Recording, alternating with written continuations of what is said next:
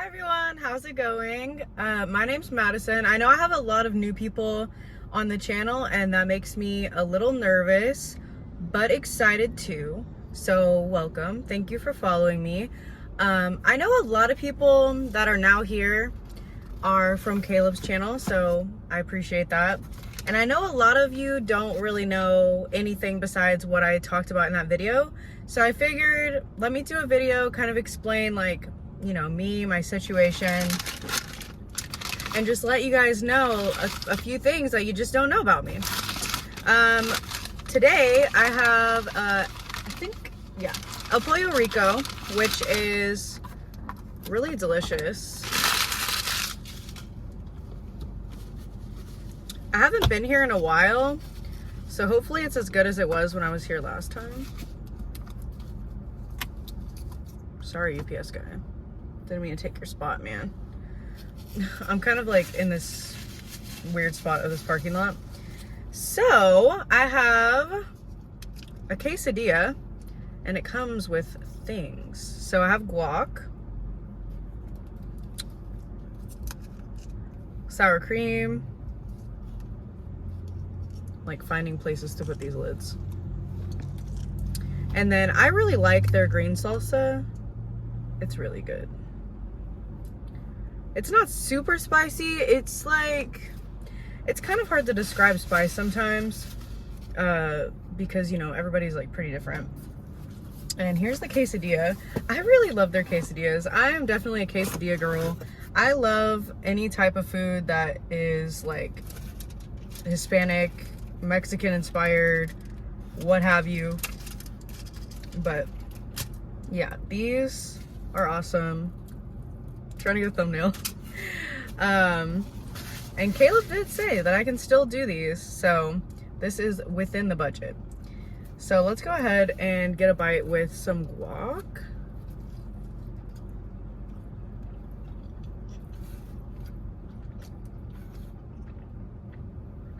Their guac has so much flavor. I didn't even mention like half of the best part. I got a horchata. Their horchata is not the best horchata I've ever had, but it's really good. It doesn't have that super artificial cinnamon flavor, which is really nice because a lot of them do have that.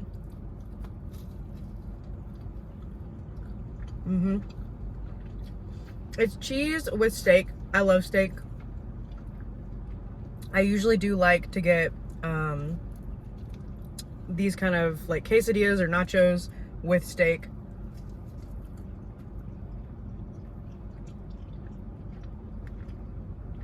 Although I do love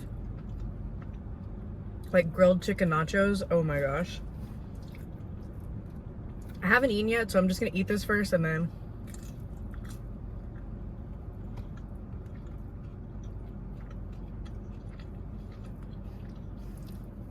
I had jury duty for the first time today. That was weird.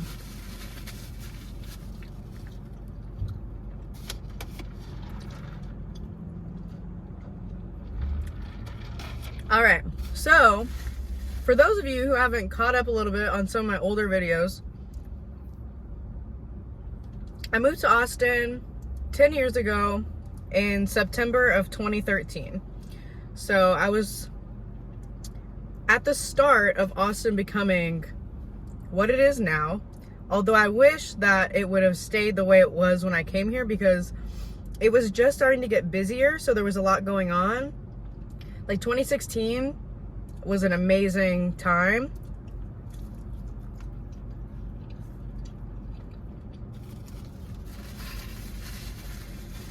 And now it's just grown into this thing that like, there's just a lot of like,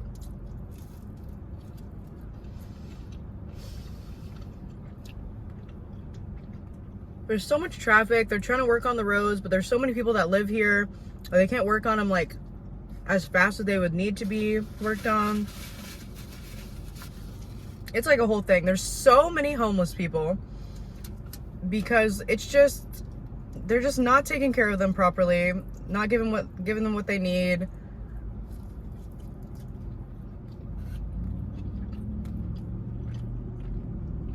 Housing is out of bounds expensive.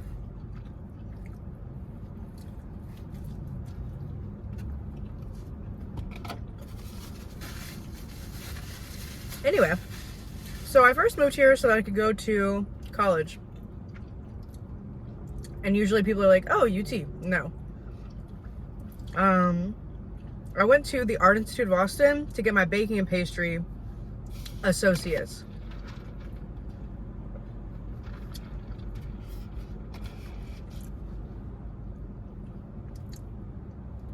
I would say as a kid, I knew a lot of stuff, but I hadn't experienced a lot of things. So coming into a new city alone,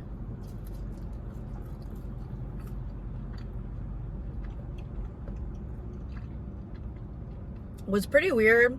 I had opportunities to experience things that like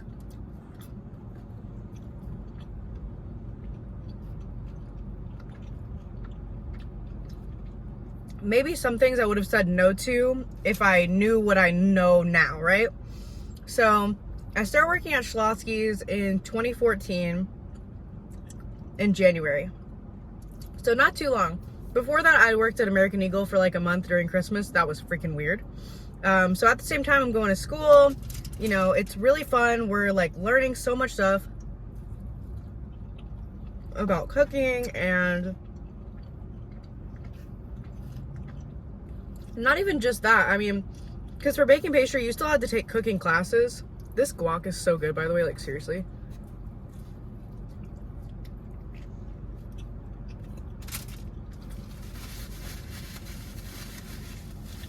So you still had to take cooking classes, and other classes like math and English and stuff like that, and psychology. So that, because it was accredited, so they wanted it to be a whole degree.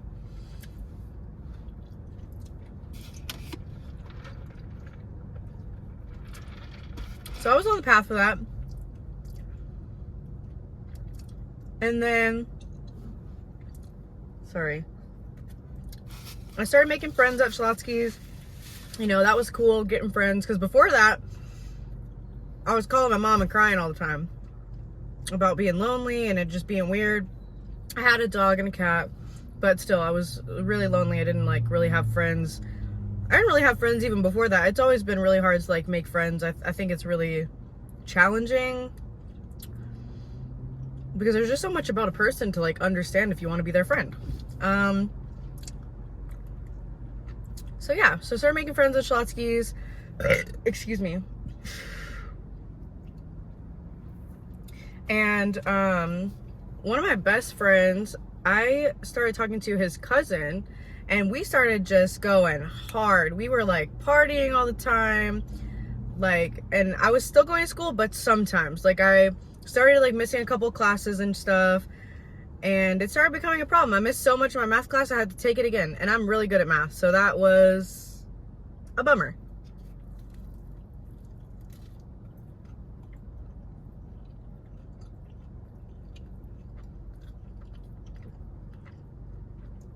Anytime that they would call me into the office and be like, hey, so like we need payment on this or whatever, I would just sign whatever they were talking about, because I really just didn't have the knowledge to try to fight for myself. I was like, well, I want to go to school, and they're saying this is how I get to keep going to school. If I don't sign this, I don't get to come to school. That was my thought. Now, if I was in that situation, it would be different, for sure. But I just really didn't know.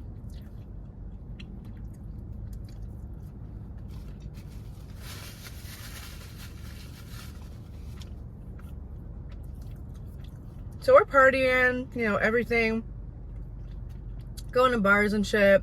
I don't even think I was 21 yet and we were going to bars. And,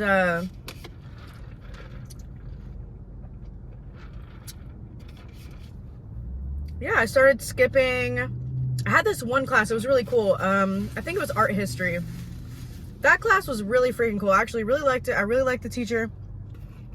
But I started like falling asleep in his class.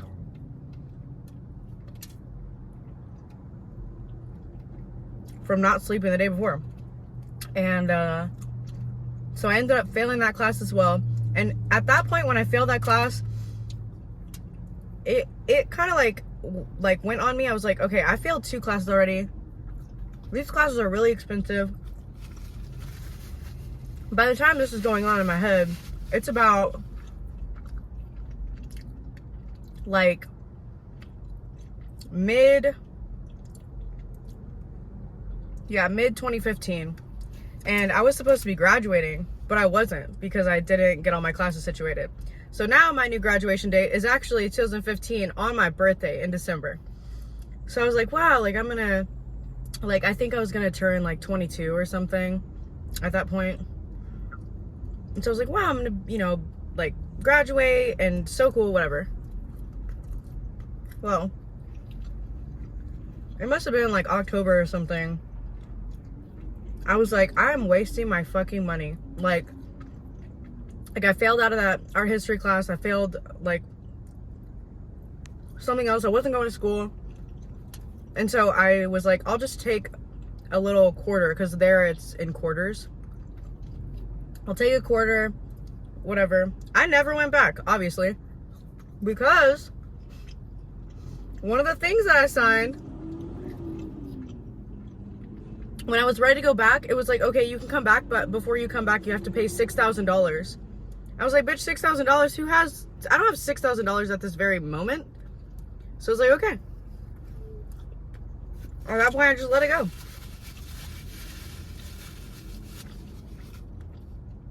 So I started working at this next place because this other dude that I was talking to at Schlotsky's wanted me to come and work there. So started working at this next place. Everything's going good. I'm doing really good. Like still dabbling in some partying and shit, but I'm like doing a lot better.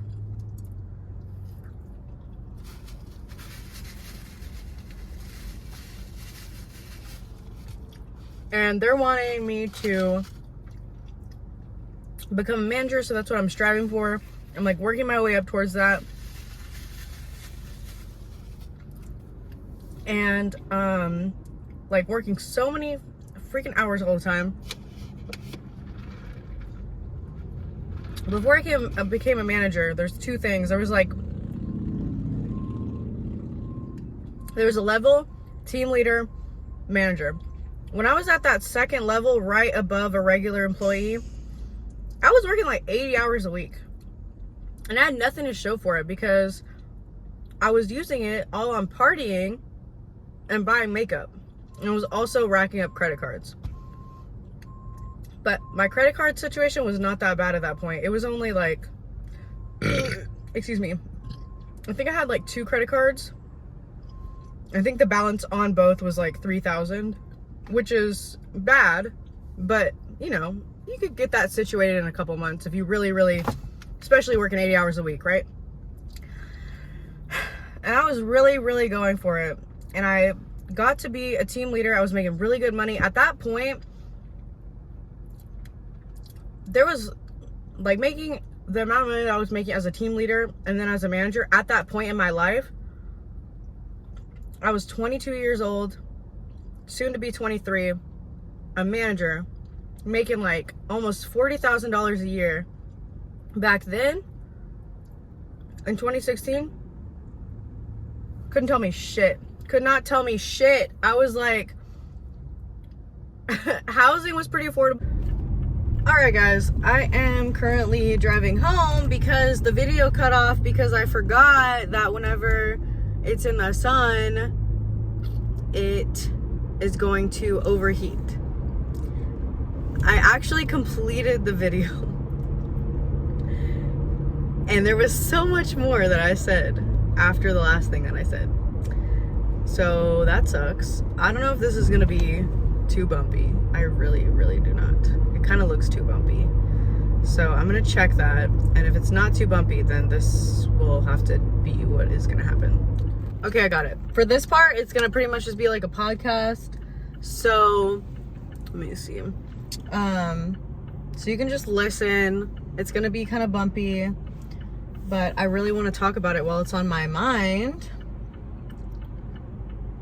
So yeah, 2016, couldn't tell me shit. I was like, I'm making a lot of money. I was like, I'm making a lot of money.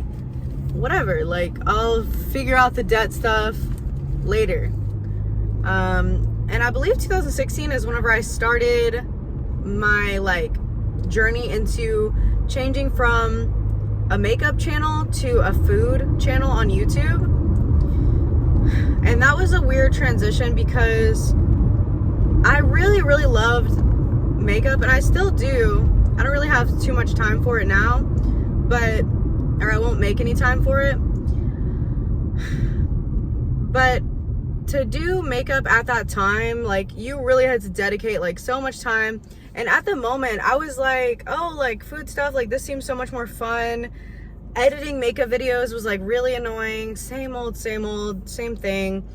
And so that's why I ended up transitioning to food. I was like, you know what, I can teach people things that maybe is kind of hard for them to pick up. Because a lot of people think that you're just supposed to know these things about food, and there is a lot of stuff that people just don't know. Whether they got neglected, or maybe they just didn't want to pay attention whenever they were younger. Whatever. I mean, you can't fault somebody for something that they did whenever they were anything, because if they change their mind, they change their mind. So, I don't know how far I got in the conversation, but I got PTSD from working at restaurants, from customers just, like, yelling at me, freaking people not showing up to work, and then the relationship that I was having with the guy that I was working with as well, and him being in a position of power, especially over me, even though I got to be a manager. I mean, he still was having that power over me and abusing it. So I ended up going to FedEx office, and I was like, wow, like, this is so much better. I can paint my nails, I can, you know, do this and that. And I thought that it was going to be great. I mean, I had plans to also become a leader there and a manager and move up from there. But what I don't like about places like that is that they want you to be a manager before you even know how to do everything. And I do not agree with that. And I will not be in a position of power and have a customer question me and I not know the answer. That is just something that I don't want to do. I do not like that. If I'm gonna be somewhere, I want to know. I want to be the person that knows everything. And it had always been that way before I moved to FedEx office. So yeah, I was like, okay. So I was just a regular employee. I worked at the store by myself. It totally sucked. People would like harass me, and it was really, really uncomfortable. I really didn't like it. For some reason, people think whenever you have big boobs that, like, you desire to be sexualized, which is not true at all. I do not control how these things grow. They just do what they do. Just because someone has big boobs or, like, big muscles or whatever, something that you find attractive doesn't mean that they want to be sexualized. So please keep that in mind. And yeah, so that would happen. I ended up moving to a bigger store because I was like, okay, maybe if there's more people around, that would be better. It wasn't. The boss there was insane. Like, she just talked to you like you were nothing. A little bit of gaslighting, just super rude. The customers were fucking awful, and it did not get better whenever the pandemic happened. It got so much worse. And right before the pandemic, I had moved to a smaller location inside of a Walmart. So now I'm working at a FedEx office inside Walmart. And the customer base is now people that go to Walmart, which is not great. There are normal people that go in there, but not that many. So now I have a kind of new problem where people are just not understanding, like, the rules that we have to abide by, where we have to, like, scan their ID. I mean, it had been, like, bad prior. I mean, imagine how you're feeling right now. Like, scan my ID, what are you talking about? To ship a package? That's exactly how they would react but like 10 times harder. Like, it was always some kind of problem with like the ID or whatever. Like, they just didn't want to do it.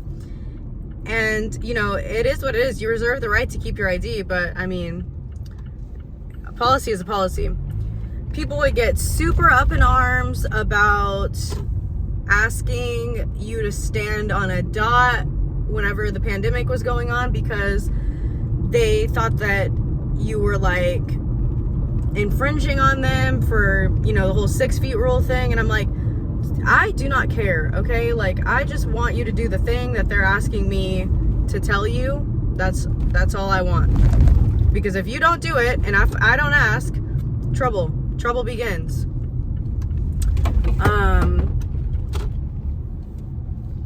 So yeah, so that sucked. People were just freaking awful. I'm gonna stop for a little bit. That is so weird. There's just like a train car over here. Like the beginning of it, is that called a train car?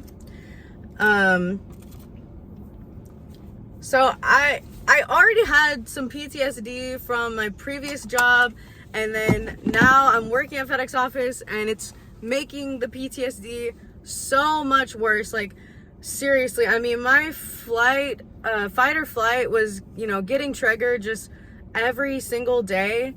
And that's not something you can really control. You can try to talk yourself out of many things, but there's just some stuff that, like, you can control how you're reacting in some way, but you can't control how it's making you feel, like, on the inside. So that was really, like, eating away at my mental stability. And I was really good at that job. I'm always good at every job that I do, because I think you should always be prideful in your work. But that didn't make it any better to stay. And with the verbal abuse almost every single day at FedEx office, and them asking of us just ridiculous metrics that just don't make any sense. The whole thing of like metrics in general is just so fucking stupid, because they're asking you to do these metrics, especially survey metrics, and it's like things that we're creating. Like, they're like, oh my God, look, you got 50 surveys. It's like, yeah, you literally told us, tell whatever you can to the customer, but okay. Sure. Just because somebody does a survey doesn't mean that the story is either good or bad. It's just one survey out of 100 people for that day or whatever. I worked at many locations of FedEx office. It was all the same. I had this brain surgery dude like get really mad at me because his package was like this on the scale. The scale is here. His package like this. I put it like that so I could read the label. He immediately moved it, and I was like, hey, I'm just trying to read your label. I was like, you know, it's gonna be turning different ways in shipment, right? And he literally ignored me. His assistant or whatever talked to me instead. It was very weird. But a lot of that would happen all the time. Like, people were rude like that every single day. And I don't want people to be rude to me every day. And if I have other options, then I'm going to take them, which I did. So after FedEx office, I went and delivered packages for Amazon. I loved that job. It was such a fun job, but they don't make enough money. And it's extremely hard on your body. It's also a little dangerous because, I mean, it's extremely dangerous because, you know, if somebody wants to like rob the van, take you, like just anything can happen. You can get into an accident. People see an Amazon logo and they think cash, right? If you see an Amazon van, do not think cash, because Amazon has little to do with an Amazon van. They belong to the DSPs for the moment, and that is who is in charge of them, and that's who you would be financially following, not Amazon. Amazon has a reason for everything that they do, for sure. So I'm doing that. It's really fun. It's really great. I'm getting in amazing shape. I was always in pretty good shape anyways, because moving around at restaurants, moving around at FedEx office, it moves your body a lot. I always had weight fluctuation, but yeah, it was really great for my body. It was great for my mind. I was doing a lot better, and I was like, okay, like maybe I can go back into customer service, because with Amazon delivering, it was getting into the really hot months, And I was like, damn, it is very, very, very uncomfortable out here. So for a while, I worked at a hotel down south, which is where I am right now. I worked at a hotel down south, and I also worked at Amazon for like, I think it was like the weekend or something. But it just got too much to be going like north and south and everything. So I just said, fuck it. Started working only at the hotel. The hotel was just not what I thought. I thought the hotels were like this magical place. No, terrible. Absolutely awful. People would scream at me for all kinds of shit. I was alone again. I didn't know that I'd be working alone again so much. The manager there was not great. He was fun. He was friendly, but not a great manager. And yeah, so at that point, I was just like, wow, I am not making great decisions. But I was, still kind of working with it. I think it's good to do things in your 20s anyways, kind of figure everything out, and just see what works. Maybe not have so much debt that I have, but still like see what works, at least with jobs. It just came to a point where I became so uncomfortable at work and so unsupported that I just stopped going, because there'd be men at night like trying to talk to me, and what am I gonna, like, you can't, there's nothing to do really in that situation, because you're either gonna create a whole thing of guests being uncomfortable, or you gotta call the cops or whatever. It's just a whole thing. I didn't want to deal with any of that. I'm like, I just want to do my fucking job. Can you please stop sexualizing me for 5 seconds? So I quit, and I didn't have anything else set up. I worked for DoorDash for a little while. Let me think. It was a couple months, like maybe like a month or so. And I started working at Spectrum in the retention department. Awful. Working at the hotel made me realize, okay, in-person customer service, not for me again. I realized that even though my time at Amazon was amazing and I thought that I'd clear my mind of everything, my trauma was way deeper than I thought that it was. And it was just not the thing. So I started working in the retention department. They make it sound like so awesome. The training is like 90 days and you're not really talking to customers that whole time. And I worked through it. I'm really good at the systems. I feel really, really good. And then we get on the phones and it's just not the same way that they really described it. People start yelling at you. They're like, the whole thing with customer service is like a lot of people yelling at you, and I just can't take it. So yeah, so at this point I have like a fair amount of debt because I worked through a lot of it. When we started getting the stimulus, I like paid a whole bunch of stuff. I only had a little bit left, and then the DoorDash thing happened and it just started going bad again from there. And since I had my debt almost paid off, that's why I got my car in 2020. I had almost all my debt almost paid off. I saved a little bit for the car. I thought that I planned like so well for it, and then everything just got bad because I made decisions that were bad. So yeah, worked at Spectrum for I think like 5 months, and I was like, this shit isn't working. They made me start working from home. I hated it. It was really weird being in my living room and then like turning off the computer, and then I was like in my living room still. Like it was just really weird. So I quit, started doing DoorDash again, just waiting for another opportunity to come up. Like a week or two later, I found this medical warehouse job, which was super awesome. I really had a fun time there. I felt really important. But again, corporate bullshit ruins that. There's a lot of things that go on behind the scenes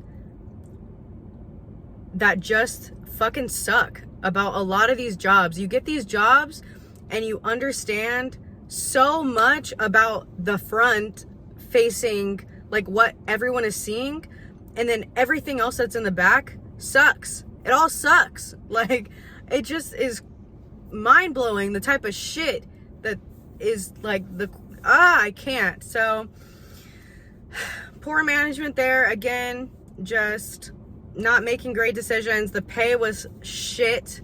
Insurance was pretty good, so that's another reason why I was okay with the pay. Coworkers were pretty cool, and that was really hard on my body. I was really fit from Amazon, but nothing is gonna be more fit. Nothing keeps you more fit than Amazon unless you're doing your own exercises, because Amazon is just hella hit training, or hella hit, and which is high intensity interval training. So I was still like doing well with like my weight and everything, still doing all the cooking stuff. And what was nice about the warehouse job is I only had to work 4 days a week, but full time.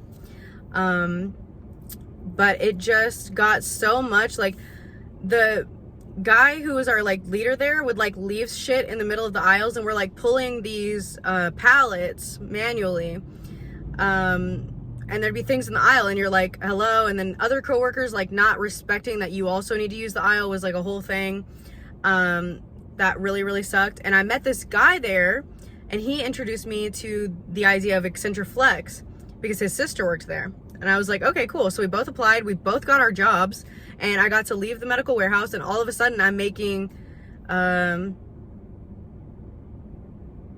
like $8 more. No, $6 more an hour. I'm like, hell yeah, this is great. Started at Eccentric Flex, was having a great time. Okay, this part's gonna look a little different because I forgot that it got really confusing to tell the story once I like filmed it, and half of it got deleted because of the sun.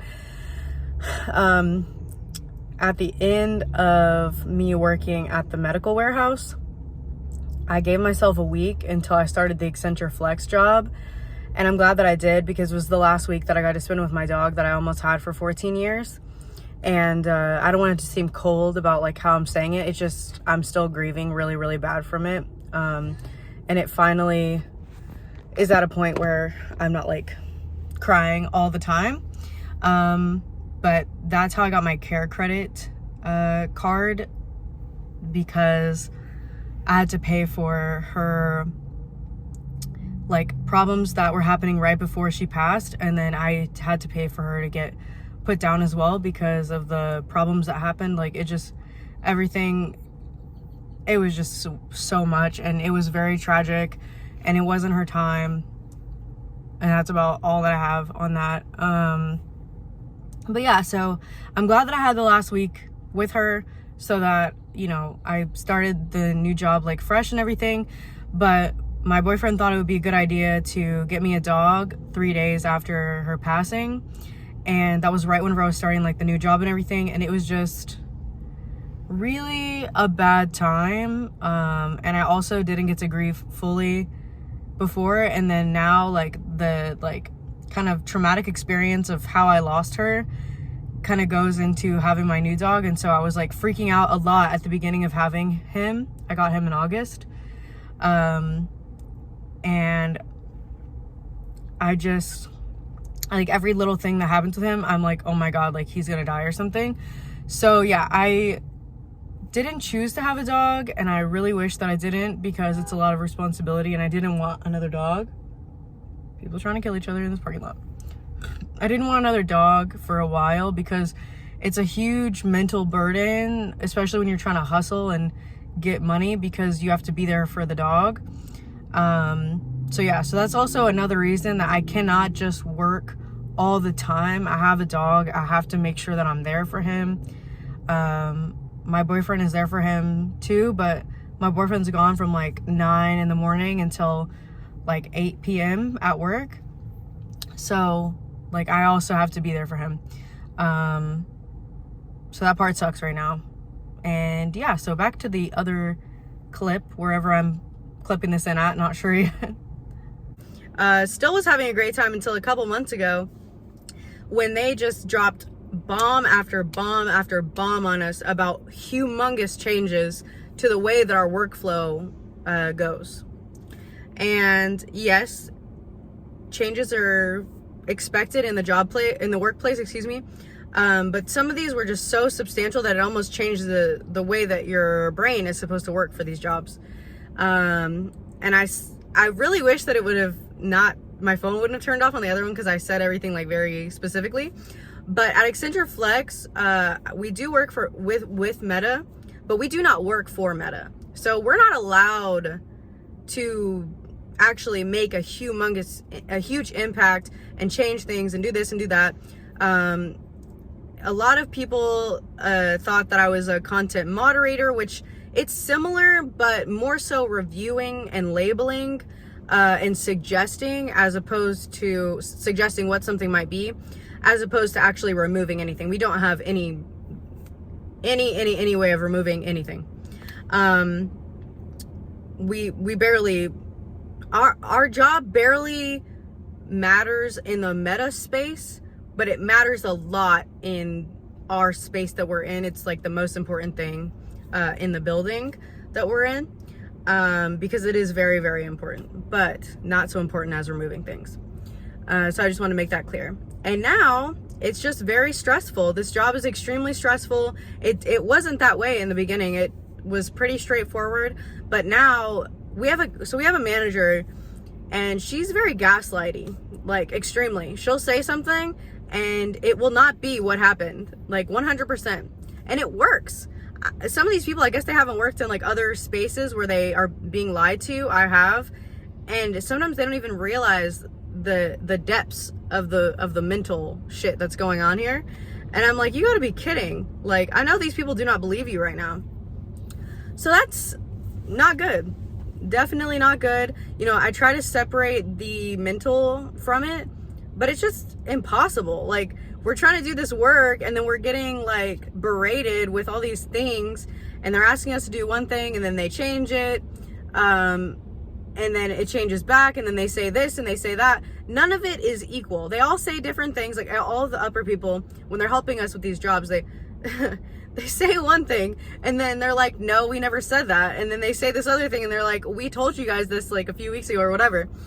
And I'm like, okay. And at one point, the woman that I was just speaking about, says that our feelings don't matter, and if we have all these feelings, to get a different job then. And then the next meeting with all the new training people, she had a good vibe shirt on, and she's like, if you guys have anything that you want to like get out, like let me know. I'm always there to talk. And what she does whenever because I did talk to her once about seating arrangements, what she does is she wants to talk to you so that she can control you. She gaslights you in this little meeting, this little one-on-one meeting that you have with her. And it works. It really does. In the moment, the way that she speaks, it's very specific and meticulous. The train is moving now. So yeah. So I am currently working there, and I am also doing Rover. I do a lot of pet sitting apps right now. I do Rover, which is pet sitting, house sitting, all that. Wag, which I mostly use for pet drop-ins and dog walks. And then Meowtel, which I haven't gotten anything on there yet, but it's for cats only, and it's a specialty service for them. I'm really excited to try it out. It's for drop-ins and house sitting and stuff like that. Excuse me. And yeah, there's so many people that are successful doing this, and it makes so much sense with how I align myself and caring about animals and everything. So I'm really excited. I don't get to do as much at the moment. I would go ahead and make it my full-time job right now, but I don't have a home to do boarding and doggy daycare. So that's why I'm not doing it full-time right now. But in the future, that's what I want. And yeah, there's so much work to be done out there with these animals, and the sun's coming out again, and I have to sneeze.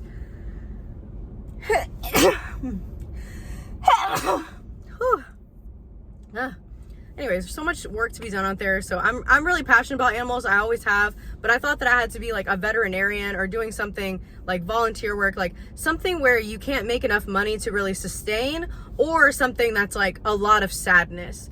And I won't lie, there is a lot of sadness with Rover, and I don't say this in a judgmental way, but there's a lot of owners that might not be putting their pet in the best situation all the time. So it's a lot of mental toll, but it's not as much of a mental toll as the job, like any of the jobs that I've had. It's more fun than anything. But it is a lot of work. I saw like a couple comments on Caleb's channel where people were talking about like, oh, like you're so tired from house sitting. So it's not just house sitting. Like, let's say on a Saturday, like let's say on a weekend, let's say I'm house sitting from Friday night to like Monday morning.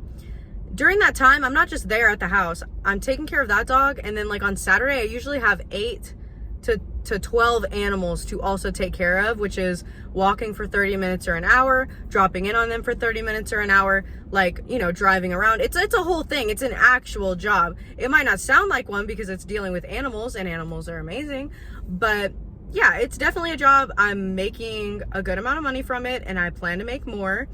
It's not really about the money for me. I want to make sure it's sustainable, but I am so happy to be there for these animals. Like, I am so excited. I love dogs. I love cats. I would take care of people's like horses or chickens or goats or whatever, because I have experience with that. So yeah, I know this video is super long, and I hope you got this far. If you have any questions about what I said, please let me know. Please don't make assumptions about what you think about me. I would like there to be facts, because I like facts. The truth is so important. There's so many of these jobs lie about who they are and what they're actually desiring, and I really do not appreciate that. I think that there's a lot of power behind money, and a lot of these corporations just, they could be taking better care of people, and like people that use whatever the business is, any of the jobs. I'm not speaking about a specific one, but whoever's using their services and whoever's working for them could be benefited a little bit more if they would just think about less about the, you know, the big people on top. It's just, that part sucks, and it's very, very real. A lot of decisions that might not be good for the majority of people are made because it benefits the people on top. And I just cannot get with that. So that's why I'm trying really hard to do the pet sitting thing. I'm literally working like every single day that I can work and do that. I do it. I do it on the weekday. I do it on the weekend. Every single one that I can take. 8 p.m., 9 p.m., 6 a.m., 7 a.m., like any time, that's what I'm doing. And it's very hard to create videos. I am trying really, really hard to get on a schedule. But at this very, very moment, I am just too busy. I'm reading comments, but it's a lot. It's overwhelming to get so many subscribers, and I am so grateful. But it's a lot. So please be patient with me. I am going to come out with cooking videos. I want to teach you stuff. I want to help you out. I want you and me to be friends on this platform. And, yeah, I'm very grateful. Right now, I did this kind of video because a lot of you guys don't know me at all. You only know me from like an hour video with Caleb, and I know that I talk a lot, but it is what it is. If me talking a lot is something that bothers you, this is not the channel, because I will never create content like a long form video. I will never create one that's like 10 minutes long when I'm teaching you something. I just cannot do it. It is not the way my brain works. And that's okay. All content does not have to be the same. I truly, truly believe that. I would rather do longer form and get less subscribers than completely change like who I am. So yeah, thank you so much if you got this far. I really appreciate it. I will absolutely see you in the next video. I really, really, really think if you got this far, you should give the video a like. And yeah, wish me luck on the Rover stuff. If you know anybody in Austin that needs a pet sitter, please refer them to me. I can put my Rover link down below, and I will see you guys later. Bye.